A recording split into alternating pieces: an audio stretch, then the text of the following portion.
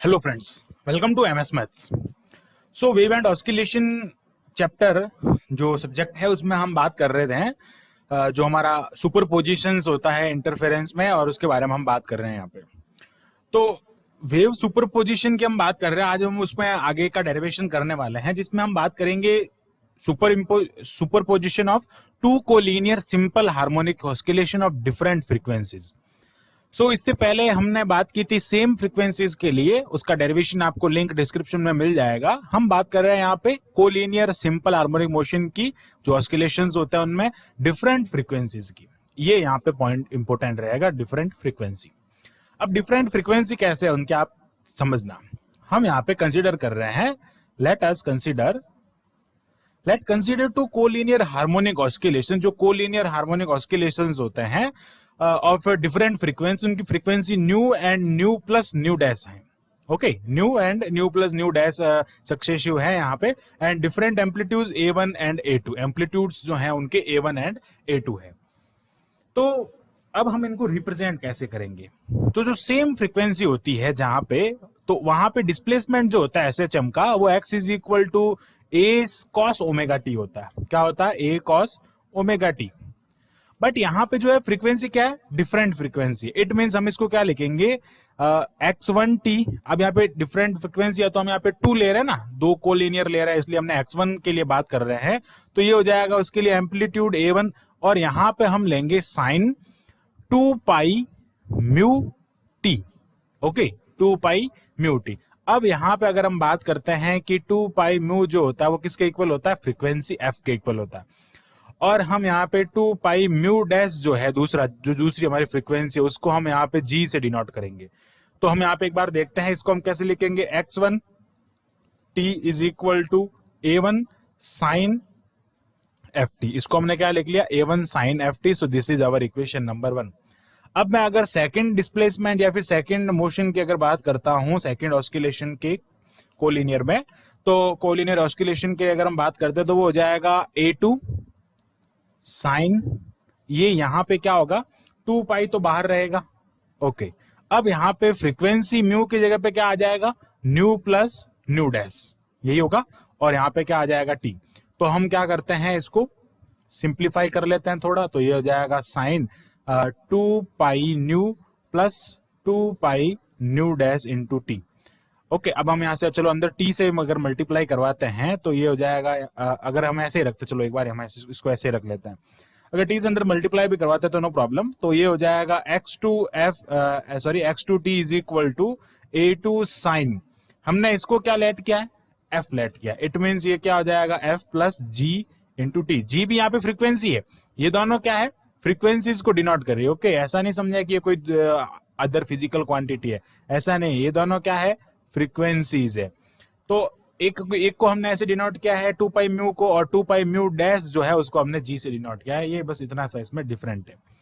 अब अगर हम यहां से देखते हैं कि ये हो जाएगा हम equation number 2, where we have put, हमने यहाँ पे क्या पुट किया है? f is equal to 2 pi, जो कि मैंने आपको ऊपर बताया है।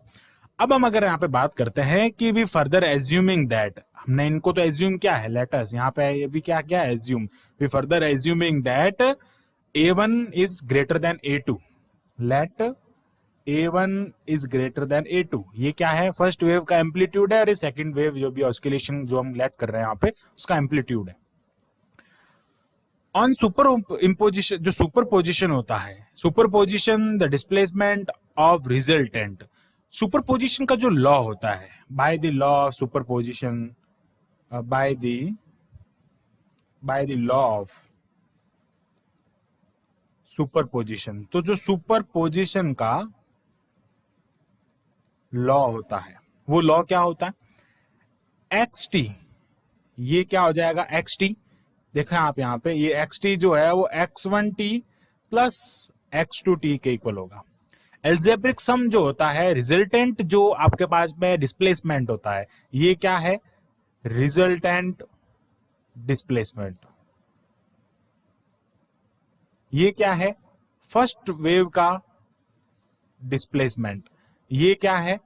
सेकंड जो भी आपका हार्मोनिक ऑस्किलेशन है उसका क्या है? डिस्प्लेसमेंट है। तो इस टाइप से हमने अलग अलग डिस्प्लेसमेंट को ऐसे डिनोट किया है। x1 को हमने फर्स्ट वेव का या फिर फर्स्ट हार्मोनिक जो ऑस्किलेशन है उसका एम्पलीट्यूड सॉरी डिस्प्लेसमेंट का है, x2 को हमने सेकंड हार्मोनिक ऑस्किलेशन का डिस्प्लेसमेंट का है, और ये इसका रिजल्टेंट होता है। जो रिजल्टेंट होता है जितने आपके पास में जो भी ऑस्किलेशंस है उनके एल्जेब्रिक सम के इक्वल होता है, यानी कि जो ना उसको हम कह सकते हैं अगर हिंदी में कहें बीजगणितीय योग के इक्वल हो सकता है, बीजगणितीय योग के तुल्य होता है। ये था लॉ ऑफ सुपरपोजिशन। इसका वीडियो भी हमारे प्लेलिस्ट में बना हुआ है, आप वहां देख सकते हैं कैसे वेक्टर्स का या कोलिनियर वेक्टर्स का हम वहां पे सुपरपोजिशन देखते हैं। तो अब मैं इसको थोड़ा सॉल्व कर लेता हूं यहाँ पे इनकी वैल्यूज पुट करके। तो ये हो जाएगा x t is equal to, हम अगर x1 की वैल्यू को यहाँ पे पुट करते हैं that is a1 sine f t, plus अगर मैं x2 की वैल्यू पुट करता हूं तो ये हो जाएगा a2 sine f t plus f plus g into t. It means ये हो जाएगा यहाँ पे x t is equal to a1 sine f t plus ये हो जाएगा a2 sine f t plus g t, मैंने टी को अंदर मल्टीप्लाई कराया। अब हम यहाँ पे a प्लस बी का जो फॉर्मूला है उसको अप्लाई कर देंगे, साइन ए plus B formula. Okay, sine ए प्लस बी का जो फॉर्मूला है वो अगर हम अप्लाई करते हैं तो हमारे पास में क्या आता है, प्लस में a2 sine f t cos g t plus a2 cos f t sine g t, यही आएगा हमारे पास में टर्म। साइन ए प्लस बी का जो फॉर्मूला है वो हम यहाँ पे अप्लाई कर रहे हैं, और यहाँ पे क्या हो जाएगा x t is equal to, अब हम यहां से कौन सी टर्म ले रहे हैं उसको ध्यान रखना, हम यहां से साइन एफ टी वाली टर्म को कॉमन ले रहे हैं। तो साइन एफ टी वाली टर्म्स कौन सी में से कॉमन आएगी, आप जरा ध्यान दें कि एक तो हो जाएगी ये वाली टर्म और एक हो जाएगी ये वाली टर्म। हम इन दोनों में से क्या कॉमन ले रहे हैं, साइन एफ टी कॉमन ले रहे हैं। That means a1 plus a2 cos g T हमारे पास में रिमेनिंग रहेगा, और यहां पे हम क्या कर रहे हैं, a2 साइन जी टी को हम लिख रहे हैं अलग ब्रैकेट में और कॉस एफ टी को हम रख रहे हैं बाहर।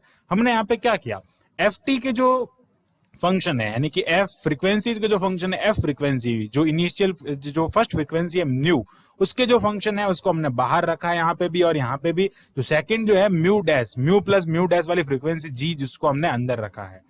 अब हम यहाँ पे एज्यूम करेंगे, क्या एज्यूम करेंगे वो थोड़ा इंपॉर्टेंट है, वो हम यहाँ पे देखते हैं। Let us assuming as a1 plus a2 cos gt, ये हम क्या हो जाएगा, यहां पे हमने इसको लेट कर दिया r cos थीटा। ये क्या है, रिजल्टेंट है, रिजल्टेंट है, ये रिजल्टेंट का कंपोनेंट है, इसलिए हमने यहाँ पे इस वाले टर्म को हमने a R cos theta let किया और इस वाले टर्म को हम आर साइन थीटा लेट करेंगे। It means it is a2 sine g t is equal to R sine theta. इस टाइप से हमने इनको रिजल्टेंट की फॉर्म में लेट किया। Putting about the set of equation in the equation number, इसको अगर हम इक्वेशन नंबर देना चाहें तो दैट इज इक्वेशन नंबर 3। इसको आप इक्वेशन नंबर 3 में पुट करेंगे, तो जब आप इसमें पुट करेंगे तो क्या गेट करेंगे वो मैं यहाँ पे देखते हैं। तो ये हमारी इक्वेशन नंबर 3 है, तो ये हो जाएगा हमारे पास में x t is equal to sine f t, और आप अगर यहाँ पे पुट कर रहे हैं आर कॉस थीटा, प्लस क्या आ जाएगा यहाँ पे R sine theta into cos f t. ये आप यहाँ पे और यहाँ पे पुट कर रहे हैं जो वैल्यूज है। तो अब हम यहाँ पे क्या देखते हैं कि ये क्या है, साइन वापस क्या बन रहा है उसके फॉर्म में बना। जैसे अगर मैं वापस इसको थोड़ा सा सिंप्लीफाई करके लिखूं, R sine f t cos theta plus sine theta cos f t. अगर हम यहाँ पे वापस वही a प्लस बी का फॉर्मूला अप्लाई करते हैं साइन का, तो ये क्या बन जाता है, R sine f t plus theta, R sine f t plus theta बन जाता है। यहां पे अगर थोड़ा सा भी गौर करें तो एफ एंड थीटा या टी ये सब क्या है, कांस्टेंट नहीं है। तो ये क्या हो रहा है, फर्दर चेंज होते जा रहे हैं, कांस्टेंट नहीं है। इट मींस हम क्या कह सकते हैं कि यहाँ पे ये जो है ना वो ऑस्किलेशन जो है वो एसएचएम रिप्रेजेंट नहीं करेगा। क्यों नहीं करेगा, क्योंकि यहाँ पे फ्रीक्वेंसीज क्या है, अलग अलग। हमने डिफरेंट फ्रीक्वेंसी लिया, बट एम्पलीट्यूड भी हमने डिफरेंट लिया, फ्रीक्वेंसीज भी डिफरेंट लिए। बट अगर हम बात करते इससे पहले हमने जो डेरिवेशन किया था उसमें हमने देखा था कि जो फ्रीक्वेंसीज है वो इक्वल है, फ्रीक्वेंसी आर द सेम। जब तो कोलिनियर फंक्शन की फ्रीक्वेंसी सेम होती है उस टाइम पे उसके लिए अगर हम बात करते हैं उसकी SHM रिप्रेजेंटेशन की, तो वो SHM को रिप्रेजेंट करता है। बट इस कंडीशन में, in this case, when the frequencies of two collinear oscillation are not equal, different frequencies होती है, तो उस टाइम पे क्या होता है, यहाँ पे ये SHM को रिप्रेजेंट नहीं करता। ये रीजन हम बाद में लिखेंगे। It does not lead to SHM। तो अब हम यहाँ पे पहले इसका रिजल्टेंट फाइंड कर लेते हैं। तो ये हो जाएगा हमारा equation number 4।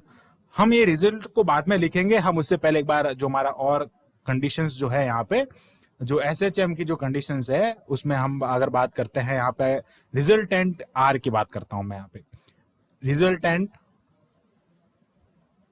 Amplitude, resultant amplitude जो है उसको हमने R का है, R का जो वैल्यू होगा वो किसके इक्वल होगा, root of R cos theta whole square plus R sine theta whole square. जो आपने ऊपर लेट किया है उसका आप यहाँ पे क्या करेंगे, होल स्क्वायर करेंगे। आपने क्या लेट किया वहां पे, A1 प्लस A2, ये किसके इक्वल था, cos GT के इक्वल था, cos GT whole square, plus ये किसके इक्वल था, A2 साइन GT के इक्वल था। इसका भी क्या करेंगे, होल स्क्वायर। अब आप इसका होल स्क्वायर जब ओपन करेंगे तो साइन स्क्वायर थीटा यानी sine square GT plus cos square GT 1 हो जाएगा, और यहाँ पे आपके पास में आएगा 1A1 square plus A2 square plus 2A1 A2 cos GT आपके पास में रिमेनिंग रहेगा। सो दिस इज द रिजल्टेंट। ये क्या है इसका, रिजल्टेंट एम्पलीट्यूड। रिजल्टेंट एम्पलीट्यूड का मीनिंग क्या होता है, जो इस पूरी वेव्स का है आफ्टर सुपरपोजिशन, इसको हम कहेंगे परिणामी आयाम। ये क्या हो जाएगा इसके लिए, परिणामी आयाम हो जाएगा। ये हमने यहाँ पे फाइंड किया फर्स्ट हमने केस में। सेकंड केस में अगर हम बात करते हैं, आपको परिणामी फेज कला फाइंड करनी है, यानी कि रिजल्टेंट फेज अगर आपको फाइंड करना, तो how can we find the resultant phase, that is resultant phase. Resultant phase क्या हो जाएगा, जिसको हम थीटा कहा है, तो टेन थीटा की अगर मैं बात करता हूं तो वो क्या हो जाएगा, R साइन थीटा अपॉन क्या हो जाएगा, R cos theta. It means ये हो जाएगा A2 साइन GT अपॉन क्या हो जाएगा, A1 plus A2 cos GT। It means resultant जो फेज है tan inverse, that is A2 sine GT upon A1 plus A2 cos GT। ये यहां पे आ जाएगा आपके पास में, this is a resultant phase. Okay, तो हम यहां पे बात करते हैं इसके लिए रिजल्टेंट, इसको हम कहेंगे परिणामी कला। ये होता है परिणामी कला, या फिर हम इसको कहते हैं resultant phase. Okay, resultant phase भी हमने यहां पे फाइंड कर दिया। बट अगर आप यहां पे देखें, here neither R nor theta is constant, both vary with time. ये टाइम के साथ में दोनों क्या है, यहाँ पे कांस्टेंट नहीं है ना, तो हम यहाँ पे इसका रीजन भी लिख लेते हैं कि ये SHM को लीड नहीं कर रहा है। क्यों नहीं कर रहा है उसका हम यहाँ पे रीजन दे रहे हैं। वो रीजन क्या हो जाएगा, अगर आप इसका एक सिंप्लीफाई में अच्छा सा रीजन लिखना चाहें तो आप इस लैंग्वेज को लिख सकते हैं। मैं यहाँ पे अच्छी लैंग्वेज की, मैं आपको इसको सिंपल लैंग्वेज में समझाने की कोशिश कर रहा हूं। हेयर फ्रॉम इक्वेशन नंबर, हमने यहाँ पे जो इक्वेशन दी है ये 4, equation number 4, from equation number 4, R neither R nor theta is constant. यहां पे न R कांस्टेंट है न थीटा कांस्टेंट है, बोथ वरी विथ टाइम। ये टाइम के साथ में चेंज होते जा रहे हैं, परिवर्तित हो रहे जा रहे हैं, both vary with time. Thus the resultant of harmonic oscillation of different frequency, जिसमें डिफरेंट फ्रीक्वेंसीज है, वहां की आवृत्तियां जो अलग अलग है। Thus the resultant of two collinear harmonic oscillation of different